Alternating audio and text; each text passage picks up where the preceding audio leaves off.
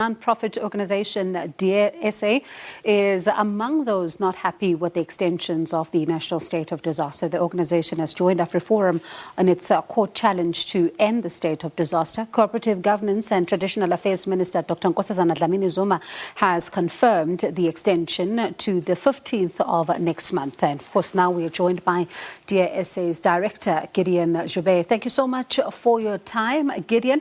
You've just listened to the president talking to the Democratic Alliance, saying we are government, we do have to put some regulations in place. You are not in government, you're in the opposition. You're also not happy about the national state of disaster. What forms the basis of your argument for this? Good evening. So our argument is actually very simple, and it's that the conditions arise or giving rise to the state of disaster no longer exist. We are no longer in a pandemic, and that we already possess the tools with which to deal with COVID-19, and it is high time that we return to normal life as well as normal democratic processes as soon as possible. And one of the things that the COCTA minister says is that this decision was taken so that the government and organs of state could have enough time to continue augmenting the existing legislation. And she also talks about the contingency arrangements to ensure that new legislation is in place for the continued management of the impact of COVID-19. This, of course, is going to be after the termination of the state of disaster. Listening to what you're saying, it doesn't sound like you're convinced by this.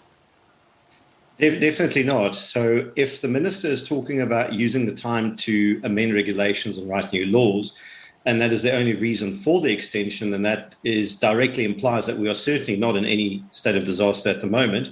And this is essentially used as a tactic to buy time in order to make permanent, without the required oversight, certain regulations. Now, something that people must bear in mind is that amending laws requires public participation as well as stakeholder engagement. However, the minister reserves the right and the power to amend regulations to any act without conducting any of these processes, which means it's a very unilateral process. The danger of that is that it can subvert and undermine democratic processes, something that has already kind of occurred in the sense that for almost, in excess of 2 years, we've suspended these processes as well as the constitutional oversight requirements. And that forms part of our argument. So definitely not convinced. And I think about 68,000 South Africans in the last 2 weeks commented on our public participation process pertaining to legal action. The sentiments have been very, very similar.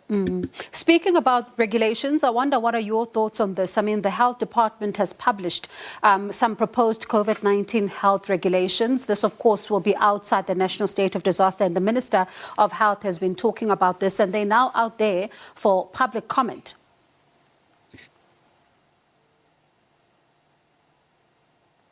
I think you've muted yourself, Gideon. Sorry, there we go. No worries. They're a bit peculiar in the sense that if you look at what's happening overseas, particularly the United Kingdom, where they've scrapped everything, including vaccination requirements for entry into the UK, and France that dropped almost pretty much everything more than a month ago, it seems that there is no real sort of cohesion pertaining how governments across the world approach the end of the pandemic.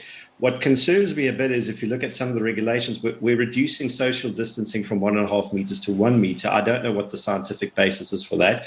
We continue enforcing face masks indoors, although there is very little scientific proof. In fact, there is much scientific argument against the use of face masks for preventing the spread of airborne viruses, as well as the negative effects that may have. So there are changes to the regulations, and they are out for public comment. But again, it seems more desperate and certainly not not grounded in good science, especially if you look at what former government advisors are saying about this business. So I take it you're joining the number of those who are saying it's time to do away with face masks.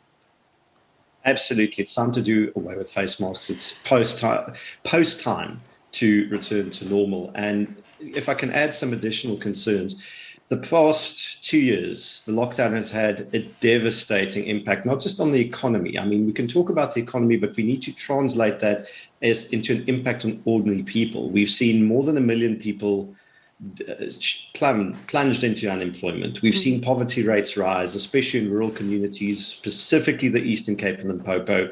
We've seen townships suffer very heavily as a result of this. We've seen crime rates rise.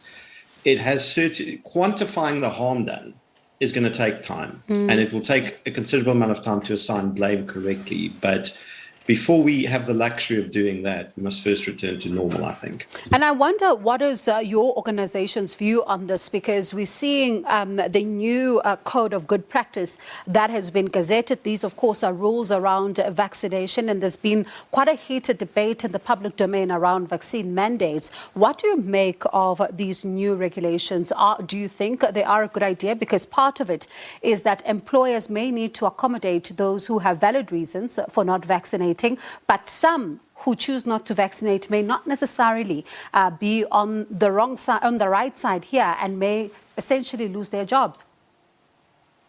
That's exactly it. That's the complexity of the argument. So as a public participation platform, the foundation of our argument is in what the public's opinion is on it. And we had a vaccine passport and mandatory vaccinations public participation campaign about a month ago.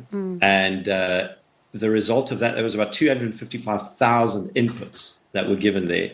The overwhelming majority, I think over 86% plus, were vehemently opposed to mandatory vaccinations and vaccine mandates. And it's across the spectrum of South African society. It's not unlike certain media publications that tried making it a black versus white issue. It was very much cohesive, as in white South Africans, black South Africans, Indian, coloured South Africans of all age groups and socioeconomic groupings were for the most part vehemently opposed.